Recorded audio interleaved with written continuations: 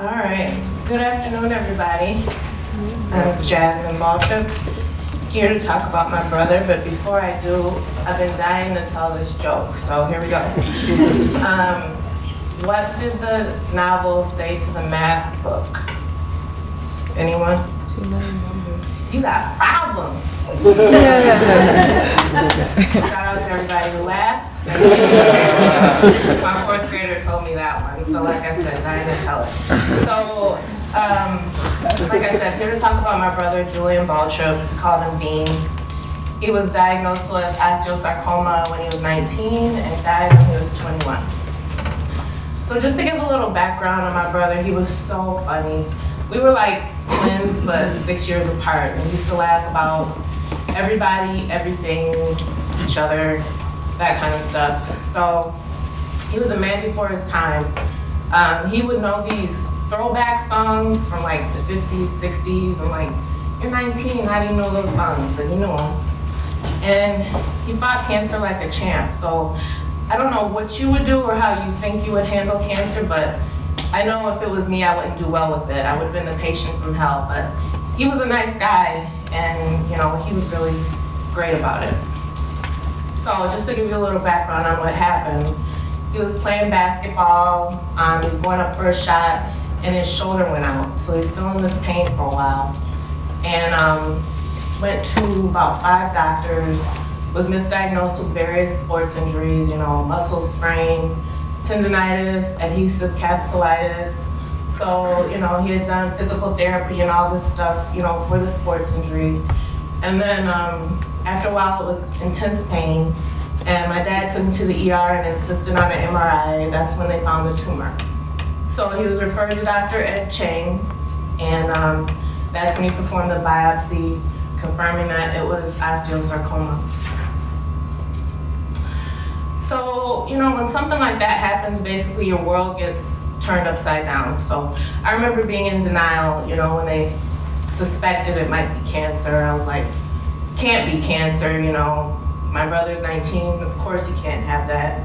And then, you know, literally in the blink of an eye, he was entered into the oncology system. It's kind of like, put your life on hold, cancel everything for the next 2 weeks, because you got back-to-back doctor appointments every day type thing. And then my mom started researching the disease, which was scary, you know. You Google osteosarcoma, yikes. And so she had contacted some support groups. We got hooked up with Rein and Sarcoma. She also talked to some people who were amputees. There were amputee support groups too. So she talked to this farmer who had also gotten a 4-quarter amputation, and he was able to become acclimated with living, acclimated to living with one arm, still working on his farm. So she talked to him on the phone, and he said, "I can teach your son how to drive a car, talk on the phone, and smoke a cigarette with one hand." So, we appreciate that. So like I said, 4-quarter amputation. He had to adjust to living with one arm. He could still cook. He was still, you know, he was still pretty independent, able to do some stuff. Lots of frequent outpatient visits and, you know, extended hospital stays. We never knew how long he would be in. You know, he might go in for something innocent and then would have to stay for weeks. You know, never knew how it was going to go.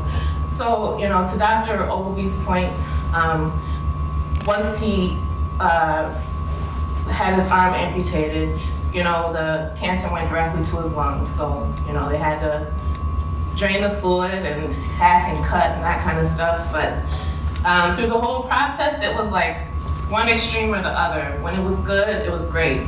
When it was bad, it was terrible. So it was poked, prodded, and cut open really too many times to count. And as a patient, just when you think you're tired of swallowing pills, they give you a prescription for 2 more. And sometimes the steroids would make him fat, other times the chemo would make him nauseous and frail, so really up and down, you know. But like I said, he was a good patient. He was a patient. Sometimes the doctors would come in his room and they'd say, "Hey Julian, how are you?" And his response, "I'm fine, how about yourself?" And I'm sitting there like, fine, who cares how they're doing? They're at work, they're doctors. But he cared, he genuinely cared. He wanted to know how they were doing too, so great guy.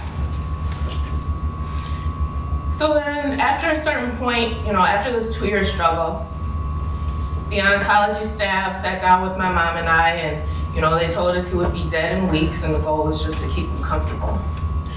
So I remember, the last week of his life being a total nightmare, and basically watching him deteriorate. Every day was worse than the previous. One day he was able to get up and go to the bathroom still. The next day he couldn't, and they had to, do all this stuff. And he was more and more dependent on the medical staff and everybody caring for him. So, and then the other thing, it's sad not really knowing when it's gonna happen. It's gonna happen soon, but not really knowing if it's your last time saying goodbye and if he'll be there the next day. So just want to talk through some of the family impact, because he didn't go through cancer alone. So, we got all these emotions and things we're going through. So for me, there was a sense of peace when he finally died. Because after watching somebody suffer like that, you realize that, being in the bed and barely moving wasn't living. That's a very poor quality of life. So I stopped praying for God to keep him alive, and I started praying for him to fix it, to make it right. So when he finally died, like I said, there was a sense of relief. On top of all those emotions, there was a feat of explaining death to a 4-year-old. That's how old my son was at the time. And he adored his uncle, so didn't really understand what was going on. Would cry anytime, I'd be driving or doing the dishes and he'd just go nuts, he was sad. So it was one thing for me to grieve, but a totally different thing to get a small child through something like that. Oh, sorry. So then, the whys and what ifs. So of course we're asking, why Julian? Why him? Why anybody? But what if we had insisted on the MRI sooner? What if doctors 1 through 5 had diagnosed correctly? Because at the time when he got his amputation, the tumor was huge. So what if it was a lot smaller? What if they were able to remove it without taking his whole arm? A lot of those questions went through our minds.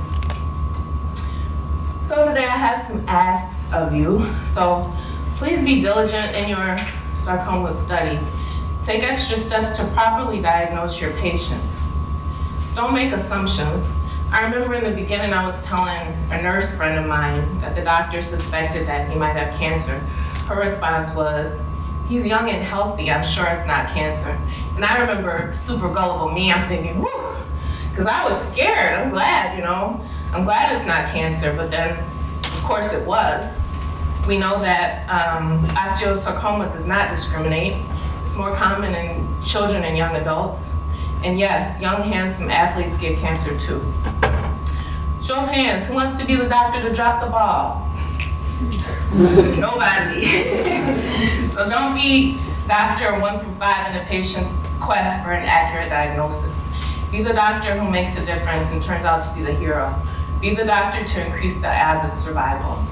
That's all I wanted to talk through with you today, and I'm open to any questions if you have them.